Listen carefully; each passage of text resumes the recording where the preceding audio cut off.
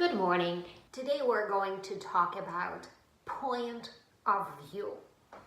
I will read a short part of the story for you from Charlotte's Web, a wonderful story about a little piglet and a girl and their friendship. And I want you to think about characters and what characters believe in regards to this little piglet. Let's start. "Where's Papa going with that axe?" said Fern to her mother as they were setting the table for breakfast. "Out to the hog house," replied Mrs. Arable. "Some pigs were born last night." "I don't see why he needs an axe," continued Fern, who was only 8. "Well," said her mother, "one of the pigs is a runt." A runt means very, very little, and it means when an animal is born very weak and little and not strong enough. It's called a runt. It's very small and weak, and it will never amount to anything. So your father has decided to do away with it. "Do away with it?" shrieked Fern. "You mean kill it? Just because it's smaller than the others?" Mrs. Arable put a pitcher of cream on the table. "Don't yell, Fern," she said.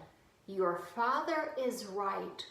The pig would probably die anyway." Fern pushed a chair out of the way and ran outdoors. The grass was wet and the earth smelled of springtime. Fern's sneakers were sopping by the time she caught up with her father. "Please don't kill it," she sobbed. "It's unfair." Mr. Arable stopped walking. "Fern," he said gently, "you will have to learn to control yourself." "Control myself?" yelled Fern. "This is a matter of life and death, and you talk about controlling myself?" Tears ran down her cheeks and she took hold of an axe and tried to pull it out of her father's hand. "Fern," said Mr. Arable, "I know more about raising a litter of pigs than you do. A weakling makes trouble. Now run along." "But it's unfair," said Fern. "The pig could not help being born small, could it? If I had been very small at birth, would you have killed me?" Mr. Arable smiled. "Certainly not," he said, looking down at his daughter with love. "But this is different. A little girl is one thing, a little runty pig is another." "I see no difference," replied Fern, still hanging on to the axe. "This is the most terrible case of injustice I ever heard of. You probably understood what I read. It's a story you probably watched a movie about. And now I want to ask you several questions. Actually, I always ask only 3. So question number 1 is going to be about a point of view. There are 3 major characters, but I'm talking about 2 right now. Major characters, a father and a daughter. And they both have their own perspective or point of view towards the pig or the piglet that was born. So my question to you is, what is father's point of view and what is his daughter's point of view? Think about it. Now I'm answering already, so you can pause and think and then listen to my answer. For the father, the pig is just a runt, not important, weak, and a troublemaker. And it's possible or even a good thing to do to kill such an animal. For the daughter, it's a piece of life. It's an important and valuable life. And even if it's weak, it still is important to help the animal to grow and support rather than kill. So what we did now, we identified perspective of 2 different characters. Identify their point of view. My second question for you to think about will be,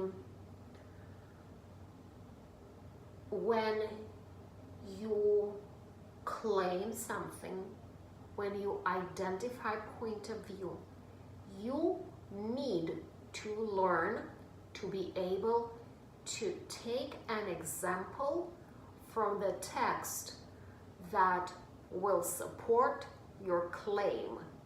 And this is called evidence.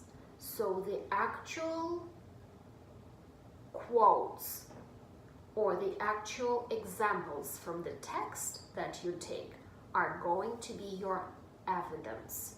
So on one side, there is your claim. On the other side, there is evidence. You support your claim with evidence. So what I want you to do now is to think about the information from the text that will support the point of view of the father of your claim or my claim and the point of view of the daughter. So once again, it's about weaklings. The daughter's point of view is that you need to help the weak. And the father's point of view is that weaklings are troublemakers. Wonderful. So now is the last thing we're talking about, and this is your own point of view. I want you to be able to not only create your own point of view, but I want you to be able to compare your point of view with the point of view of characters, and then choose to share your own perspective and express it in an oral speech or in written.